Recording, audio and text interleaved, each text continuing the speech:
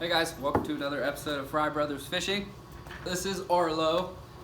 He's a new addition to my little family. He's going to be in plenty of episodes coming up, so if you guys want to see him grow up, go ahead and hit that subscribe button. Today we're going to be going over my top 5 swim baits for 2020, what I'm excited to fish. I'm going to talk a little bit about each one and see what Arlo thinks of swim baits, maybe let him sniff around a little bit.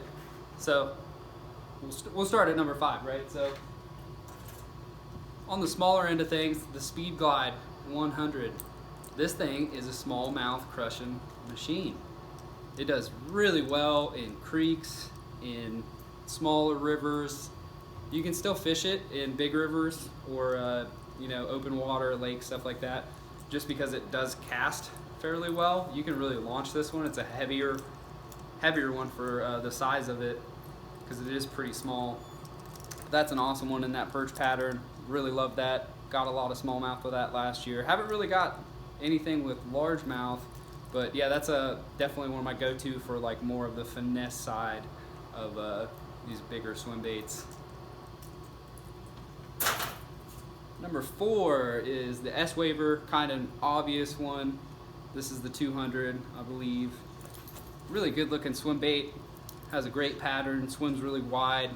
Really excited about that one. That one has done well for largemouth last year. I'm excited to fish it more. I didn't get to throw it in too much in 2019, so I'm definitely excited about this guy. And that's one of those budget-friendly ones that's fairly cheap. Anybody can grab one of these for 20, 25 bucks or something like that off Tackle Warehouse.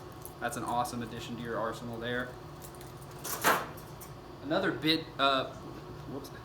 budget swim bait, the Savage Gear Bluegill.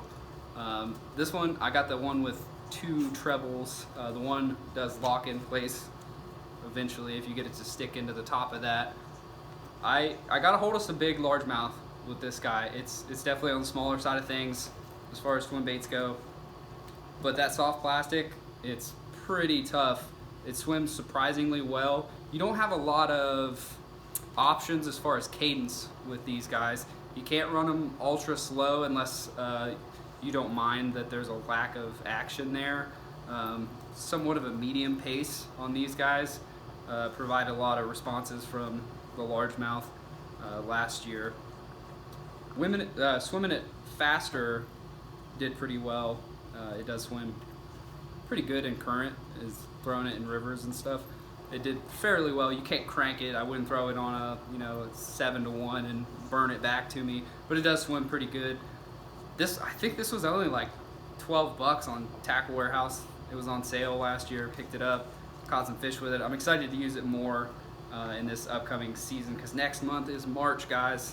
Spring, hammer time. The end of March we'll start getting more into the fishing videos. You're a lot to handle. Where we're actually out fishing instead of just sitting in my garage talking about fishing and dreaming about catching fish. Let's see, the next one. I'm going to be throwing my Huddleston quite a bit. This is a Huddleston 68 special. Just an awesome looking trout. Got that huge kicktail. Everybody knows about the Huddlestons. I haven't really thrown it all that much. I wish I would have thrown it more last year, but I was excited about throwing other things, and I just never really got to hammering with this Huddleston too much.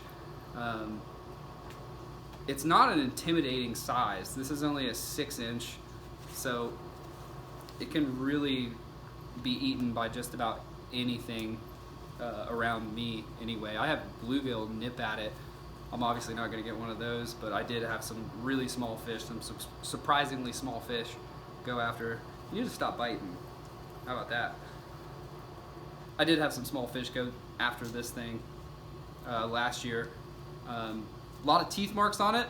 I didn't land too many fish on it last year, but I'm going to be hitting that harder this year for sure. My number 1 is awesome. This is so cool. One of the Fry brothers, my oldest brother, sent me the Mike Buka Bull Shad. So awesome. Look at that. I'm so excited to throw this. It's going to be great. I'm going to take this straight up north and hopefully just crush largemouth. Look at this thing. That is a quality swim bait. Multi-jointed, so you can burn them back to you if you want. Supposedly they swim really well at the slower speeds too, which I'm really excited about. I love just slow rolling these big swim baits and, you know, getting those big hogs off the bottom, those big bass off the bottom. What do you think about this? You like that? I got the hooks covered up. You like that? You don't like that? Bullshit. You're gonna learn about real fish. He hasn't actually seen any fish yet, because I haven't caught any yet while I've had him. But it'll be cool to see how he reacts to me catching fish, and see if he stops me from catching any fish. I imagine that's gonna happen. He did gnaw on my rod a little bit.